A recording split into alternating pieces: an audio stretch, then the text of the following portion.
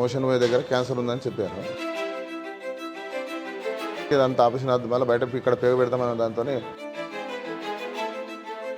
ఇదంతా వద్దు అని చెప్పేసి మేము యూట్యూబ్లో పునర్జన్మ హాస్పిటల్ గురించి చూసినాము, విన్నాము. నిర్ణయం చేయించిన పిలిచి కానీ నిర్ణయం చేసిన.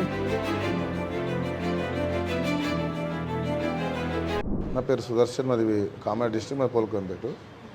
మా వాళ్ళ పేరు సాయిబా వచ్చేసి ఏంటంటే మేము క్యాన్సర్ ఉందని అంటే మోషన్ పోయే దగ్గర క్యాన్సర్ ఉందని చెప్పారు. పోయిన తర్వాత ఏంటంటే క్యాన్సర్ అనేది తిరిగిన తర్వాత అన్నీ చేసారు, రిపోర్ట్లు చేసారు, అవన్నీ చేసిన తర్వాత మళ్ళీ ఆపరేషన్ చేద్దామని చెప్పేసి ఇదంతా ఆపరేషన్ వద్దు, మళ్ళీ బయట ఇక్కడ పేరు పెడతామన్న దాంతో ఇదంతా వద్దు అని చెప్పేసి మేము యూట్యూబ్లో పునర్జన్మ హాస్పిటల్ గురించి చూసినాము, విన్నాము. చూద్దామని చెప్పేసి ఒక 6 months అయితే వాడు చూద్దామని ఇక్కడికి వచ్చినాం.